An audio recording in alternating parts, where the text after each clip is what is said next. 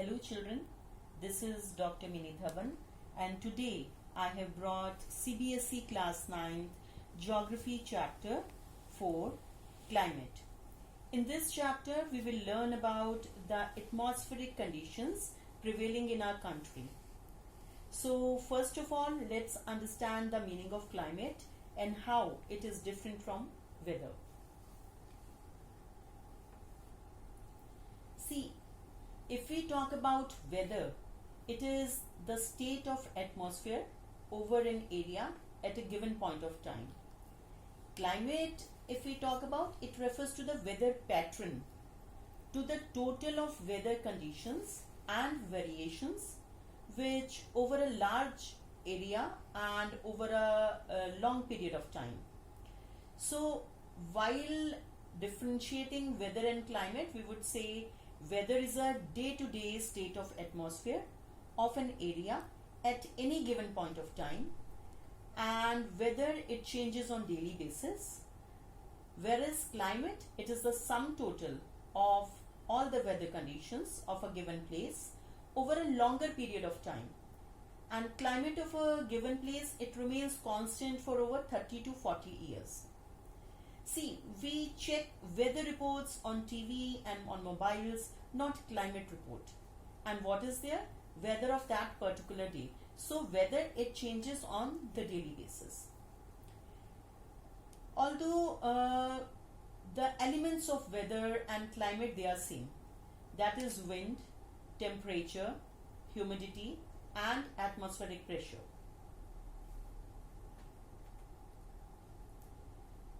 Now, India's climate. The weather condition, I was telling you, it changes on daily basis, and it keeps on fluctuating very often within a day also. So based on the general monthly atmospheric conditions, the weather is divided into seasons such as winter, summer and rainy seasons. See, the world is divided into number of climatic regions. In Asia, India and southeastern countries, they experience the monsoon type of climate. India, it experiences several kind of regional climatic variations, means climatic differences. Although there is an overall unity in the general climatic pattern in India, there are some perceptible regional variations also. The word monsoon is derived from Arabic word mausim, which literally means season.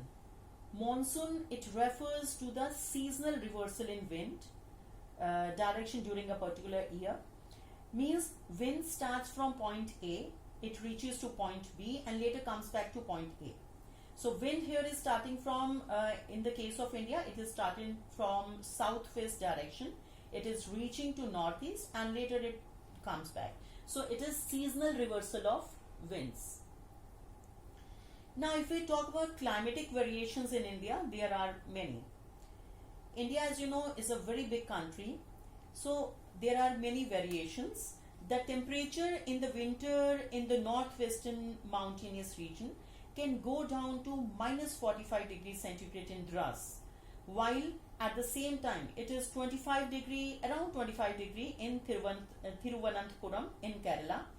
Similarly, it can go up to 50 degree in summers in some parts of western Rajasthan and 20 degrees in Shillong. In many areas, there is a wide variation between day and night temperature also. In the Thar Desert, the day temperature may rise up to 50 degree and it may drop drastically on the very same night. On the other hand, there is hardly any difference in the day and night temperature in Andaman and Nicobar Islands or in Kerala. So there is wide difference. Now if we talk about precipitation, now first we will see what is precipitation. See, precipitation means the water that is falling from sky on the ground in any of the form. Say it can be snow, it can be rain, it can be hail, sleet, it can be like any form which is coming to the ground. So there is a wide variation in precipitation Also in amount and its seasonal distribution. Precipitation in form of snowfall, it occurs only in the upper parts of Himalayas. The rest of the country receives rainfall only. A very typical example, if I will give you, the annual precipitation varies over 1050 centimeter in Mawsynram to 400 centimeter in Cherrapunji, Meghalaya, to less than 10 centimeter in West Rajasthan and Ladakh. Likewise, most part of the country they receive rainfall from June to September. But in Tamil Nadu coast, if we will see, in Chennai and in Odisha on this eastern coast, if we will see that most of the rain during the October and November is there. It means winter rainfall. So we will learn later why. But coastal region, it experiences different weather conditions from the interior regions. For example, temperature and seasonal contrast are relatively mild. The rainfall also decreases from east to west. Such differences helps to create variety in the lives of people, the food they eat, the clothes they wear, the kind of houses they use for living, and so on. So these variations, they have resulted in different lifestyles of people. So now we will come to climatic control factors.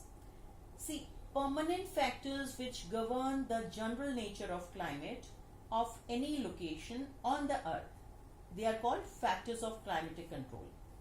So there are 6 major climatic control factors of any place. First is latitude, second is altitude, third pressure and wind system, fourth distance from the sea, fifth ocean currents, sixth and last is relief features. So if we will see that these factors, they affect the climate of any place. Now first let us take, we will discuss it one by one. First let us take latitude. Now latitude, if you will see the picture, if you will check it, you can see lot many lines are there. We would rather say lative lines are latitudes. So you know there are so many lines, if you will be able to see, if you see the figure, all the important latitudes are given. Upper part is called northern hemisphere and the lower part is called the southern hemisphere. In center, if you will see, it is equator. So above equator, Tropic of Cancer is there at 23.5 degree north and Arctic Circle at 66.5 degree north. And if you will see below the equator in southern hemisphere, it is Tropic of Cancer, Capricorn in 23.5 degrees south and Antarctic Circle 66.5 degrees south. So area near the equator, it gets the maximum heat. If you will see, this is torrid zone is written here. So this area, it gets the maximum heat of the sun. So as we go from equator towards the pole, the heat, it decreases. So the angular distance of a location from the equator in the north-south direction is called latitude, and due to the curvature of the earth, latitude changes the amount of the solar energy received. As a result, air pressure decreases from equator towards the pole. So there are 181 latitudes in all. If we will start from 0 degree towards 90 degree towards the pole, so we will see that the temperature decreases. Next is altitude. It refers to the height above mean sea level. With increase of height from Earth's surface, the temperature decreases and air becomes less dense. With every 165 centimeters in rise of height, temperature decreases by 1 degree Celsius. That is why hilly regions are always cooler. Pressure and wind system. It depends on latitude and altitude of a place. Thus, it influences the temperature and rainfall pattern of the area. Winds always move from high pressure to low pressure. This is a basic fundamental.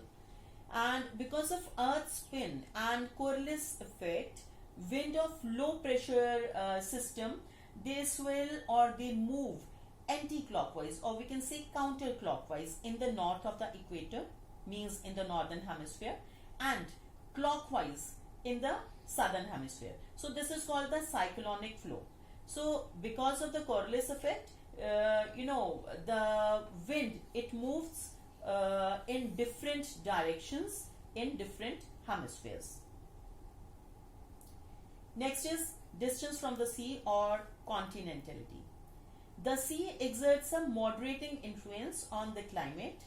As the distance from the sea increases, the weather conditions becomes more extreme, means high temperature and rainfall variation is there. This condition is known as continentality. That is very hot during summers and very cold during winters. Like we have it here in north, as we we are far away from sea, so it's extreme climate in north. Ocean currents. Along with winds, the ocean currents, they affect the climate of coastal areas. For example, cold current brings coolness in the coastal areas. See, there are two types of ocean currents, hot and cold. You have read this in your earlier classes. Warm ocean currents, they flow away from equatorial regions, and cold, they flow from the colder regions near the poles towards the equator. So ocean currents, they are continuous, they are predictable. Directional movement of seawater is driven by gravity, wind, Coriolis force, and water density. Next is relief features. Relief, they play a very major role in determining the climate of a place. High mountain, they act as a barrier for cold and hot winds. They may also cause precipitation if they are high enough and line the path of rain-bearing winds. Rain-bearing winds means the winds which are filled with water, which are filled with moisture. So, high mountains, they can stop cold or hot winds from reaching a location. It can also cause rain or snow if the place is on the windward side of the mountain. The leeward side of the mountain is called the rain shadow area. So most of the rainfall is on the windward side only, and leeward side it gets little rain. Now we will read about factors affecting climate of India. So now we have discussed 6 major factors of climatic control now. And now we will be discussing all these factors which we have read earlier in the Indian context. Now first will be latitude. We know latitude lines, they are latitudes, and we have already discussed about the amount of heat latitude get. But here in specific, if we talk about India, now Tropic of Cancer, it passes through India at 23.5 degree north. It means we are towards the north of the equator, means in the northern hemisphere. So it passes through 8 Indian states, running from Rann of Kutch in Gujarat to Mizoram in the east. So the Tropic of Cancer divides the country into 2 halves. The area in India which lie to the north of Tropic of Cancer, it lies in subtropical regions, while the area to the south of tropic lies in the tropical regions. The temperature remain high throughout tropical regions, means southern India. Then next is altitude. It refers to the high above the mean sea level. The temperature declines as we travel to the places above sea level. Now if we see in the case of India, in the north of India we have Himalayas, and the average elevation of Himalayas is around 6,000 meters, whereas on the coastal areas as well as the islands, if we go, then the average elevation is about 30 meters only. The Indian subcontinent experiences milder winters as compared to the Central Asia because of the Himalayas only. because Himalayas, they prevent the cold winds coming from the upper part of the continent.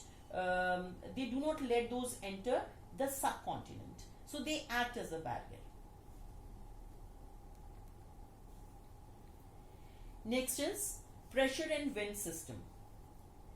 Now, the climate and weather condition in India, they are governed by certain atmospheric conditions. First is pressure and surface winds.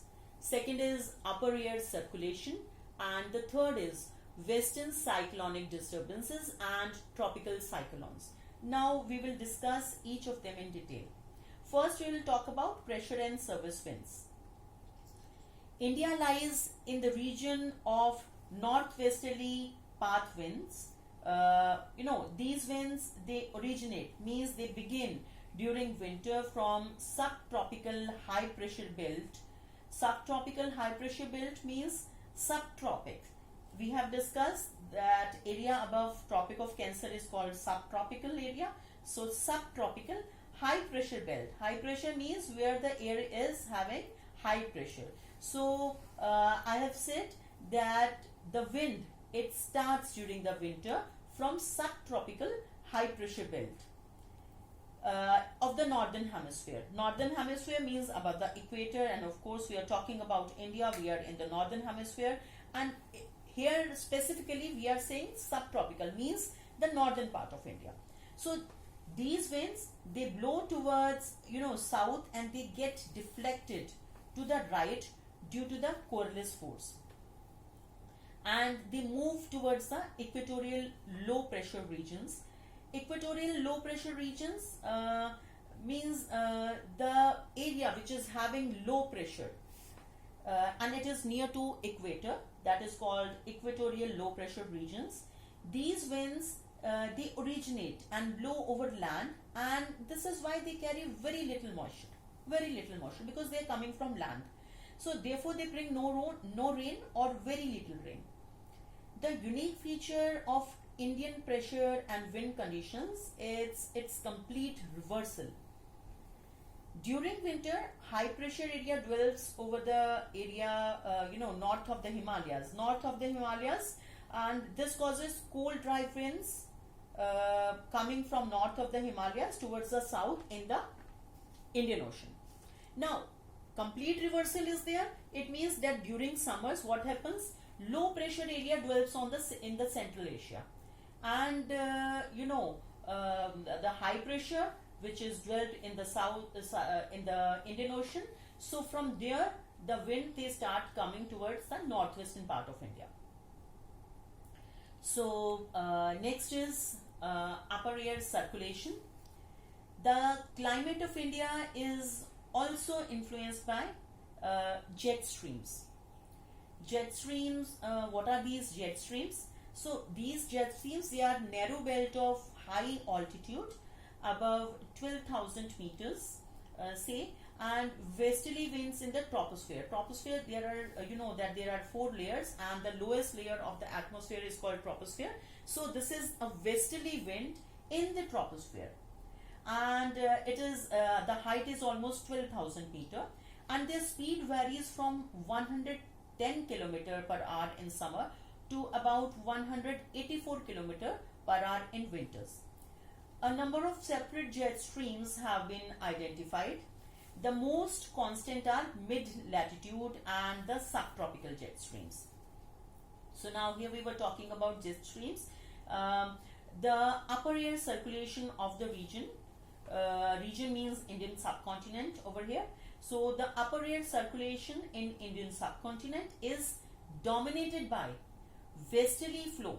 Westerly flows means winds coming from the western direction by jet streams. Westerly flow which is governed by the jet streams. Due to their location over 27 degree to 30 degree north latitude, these jet streams are known as subtropical westerly jet streams. Subtropic means that they are flowing in the subtropical area, means above the Tropic of Cancer. It means in the northern part of India. Fine. And they are coming from the west, so they are westerly.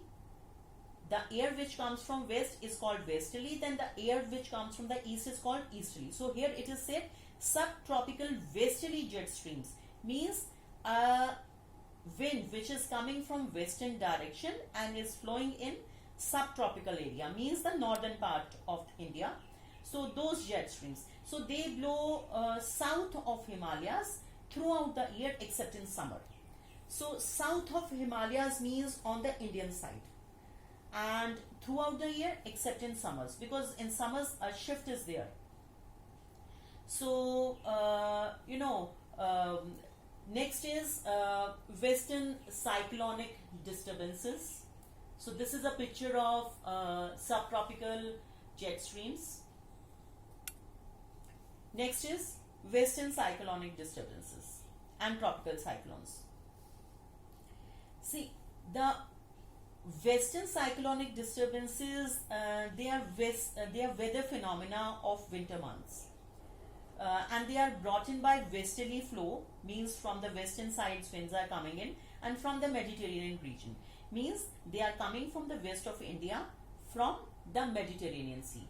Mediterranean Sea is located between Africa, between the landmass of Africa and Europe. Here in picture you can easily see that, and from there they start moving, and they start moving towards Indian mainland. So this is in the month of winters, and they usually influence the weather of north and northwestern regions of India. Tropical cyclone, they occur during the monsoon as well as in October and November, and are a part of easterly flows, means winds coming from the eastern direction. So these disturbances, they affect the coastal regions of the country. Western cyclonic disturbances in the north and in northeastern parts of the country are brought by subtropical westerly jet streams.